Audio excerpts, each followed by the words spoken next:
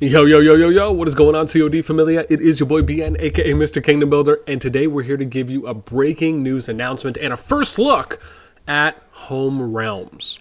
We are back in 333. Yes, they are the guinea pigs, apparently, from what we're hearing, as there was a little bit of some road bumps that happened in the beginning after they got into their home realm, which happened at, I think, about 3 UTC on the 22nd, so around 11 and a half hours-ish ago. And we're going to be showing you everything you need to know about the home realm, along with still some questions that we have that have not been answered yet. So if you enjoy the content, make sure you throw us some, because it helps out a lot. And here we go. So let's go ahead and start off, first off, by going in and looking at a system mail that was sent here on the 19th. So it says, congratulations on completing Season 1's journey. You are about to embark on Season 2 adventure. Before that, we will change the map of the server you are on to a new Tamaris so that the map of your home realm is consistent with other servers. To ensure the best gaming experience, they say it's going to proc at 2 UTC on the 22nd at 1 hour maintenance, so about 3. Then we say after the maintenance is complete, so there's going to be some consistent things here and I think some new things, hopefully. You're going to undergo some changes. The alliance itself will be preserved. Tech progress, gifts, resources will be preserved. Territories related buildings to the original content map will be cleared, so your territory is going to be reset. Occupation information on the content map will be cleared, including behemoths, stages, and villages. We knew that. Other system changes are as follows, so maybe some new stuff here. Affiliated region. Lords will migrate along with their alliance to a position in a random affiliated region. Okay, so this is new. So what that means is that when you go from your KVK season to your home realm, all of your alliance members will get placed in the same affiliated region, but just be randomly teleported somewhere within that region, or Zone 1. So that's nice, a little more clarification there. Behemoths and stages. All behemoth layers and stages will become open, and first occupation rewards will be refreshed. Okay, that's nice. We knew that these were going to be open. We didn't know if they're going to be open immediately. Is there going to be a delay? We'll check on that. And then, number 2, we kind of assumed that first occupation rewards would be refreshed, but I don't believe this was specifically stated in the previous patch notes from what I could recall. So this is just nice that they're giving us, again, a confirmation. Exploration. All mist on the continent will be dispelled. Villages, caves, and camps and other exploration content will be marked as claimed. Okay. In addition, we will also provide you with a temporary alliance member limit and alliance building construction bonus to help your alliance grow and thrive quickly on the new map. Okay. So, first thing, we knew there was going to be some kind of increase, but we'll go and check. We'll look at if there's any core fortresses made to see what that alliance member limit looks like. And then 2, with the alliance building construction bonus, this further kind of goes along the lines of what I was saying as far as feeling like we're going to be in the home realm for 1 to 2 weeks is what it felt like. And so we'll see if maybe there's a bonus or something in the top left corner, like when you go into a new KVK, you'll see those passive bonuses that are lasting for a couple days or however long, and we'll see if there's something there. And then we get the message 11 hours ago that just basically says maintenance is complete, you are now on the new map. Okay.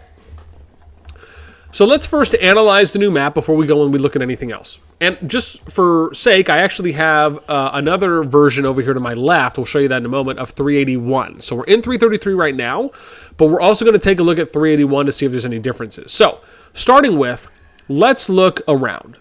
So right now, if you remember, the standard Season 1 map had 7 starting Zone 1s, which was Nivola, Sophrostia, Caltia. Okay, so there's looks like our immediate change here is Caltia, along with they removed the mountain pass that basically spread apart Caltia and Burning Lands. So then we have Zoland, Forgotten Lands, and Darlin. Okay, and if you remember, Darlin did not have access to Zone 2, right? So now let's look at 331, or 381. So this is 381. And so you'll see here, Caltia is there, and then Sophrostia, and then Burning Lands with the mountain pass. That's obviously changed. In addition, Darlin did not have access going into Zone 2, but now they do. So, okay, so some changes there on the map. Along with, it doesn't look like there's anything else. All these other ones are pretty consistent by being able to access Zone 2 from a number of different Zone 1s, and then it doesn't look like the Zone 2s can access each other from what we've seen, so then it's just a matter of going into Zone 3, and the same amount of passes are the same. Okay, now let's look at what do some of the member capacities look like for alliances, right? Because there's some that are already built. So let's look at this. So we have, let's look at HOT. So HOT is 151 over 160. Ooh, hang on, you know, we could probably ask. Hey, all. Doing a recording now covering 333's home realm debut. Does anyone know what the Alliance member capacity, yes, I'm saying this all out loud, was for those that logged in first, was before and after CF built. Can I do that? Okay, cool. Let's let that marinate for a little bit. So we got 160 for HOT, I think that was. Let's look at UKL, right? So someone that doesn't have a few more flags. Now, I'm sure tech and other things are going to be factored into this as well. But they're at 144, okay. So maybe it's 140 or 150 could be the base. Let's see here. MOT is at 160, okay. There's one over here, KOR.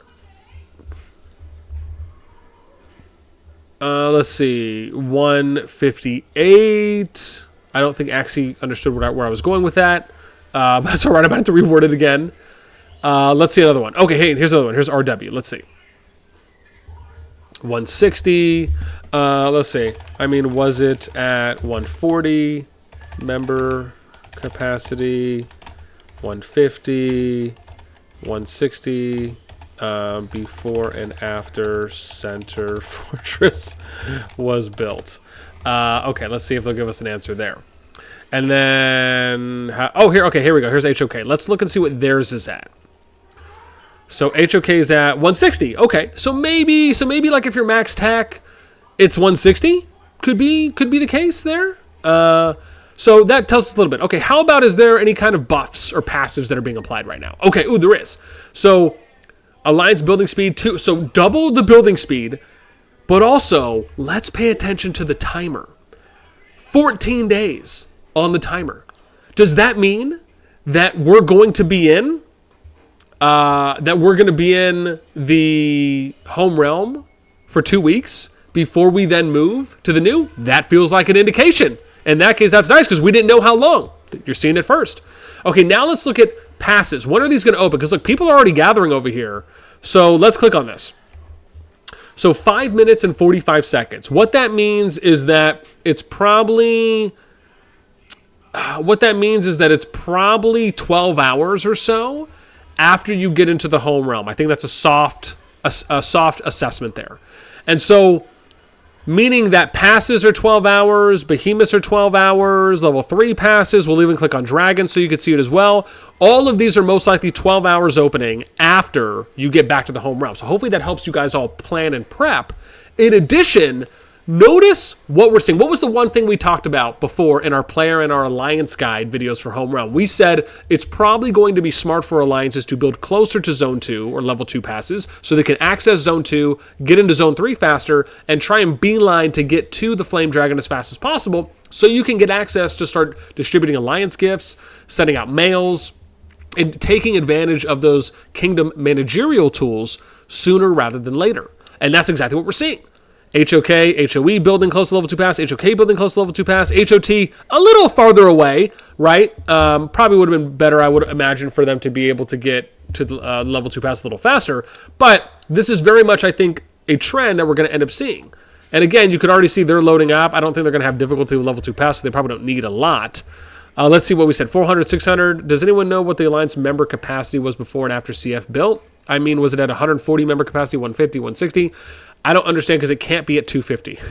It cannot be at 250, right? We know the max Alliance capacity is at 200, but I'm curious on where did it start? Yeah, we could start capture gate. Animus will give you a hand wave here. Yeah. Again, we'll just surmise that it could be probably between 150, 160. I'd argue on the high end, maybe on the low end, 140. But part of me feels like that is with if you don't have all your tech maxed out. So we'll see. Again, but I think that's safe to assume that's probably where you're going to be at. So hopefully that helps some alliances prep.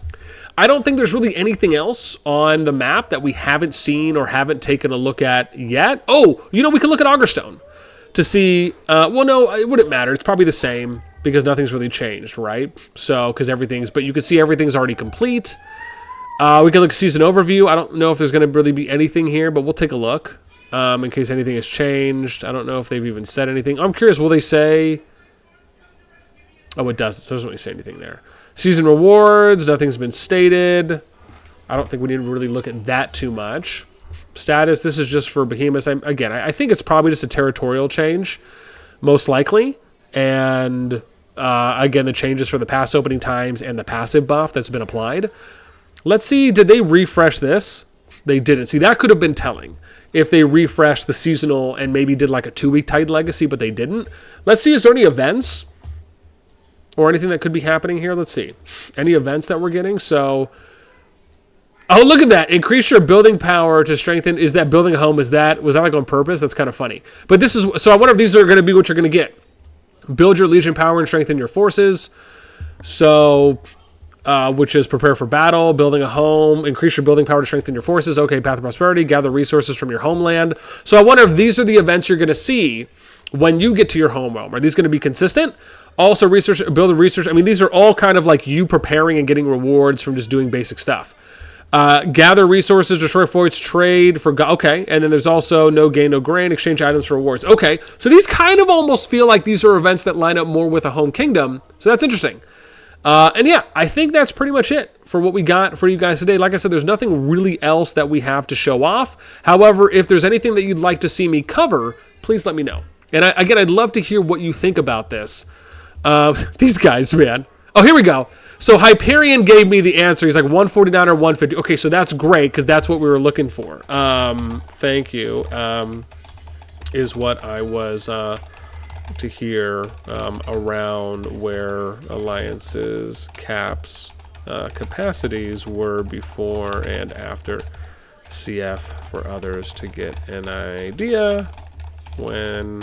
for others, yeah, okay, we'll just say that. I was going to say for when they get to home realm, but you guys get it.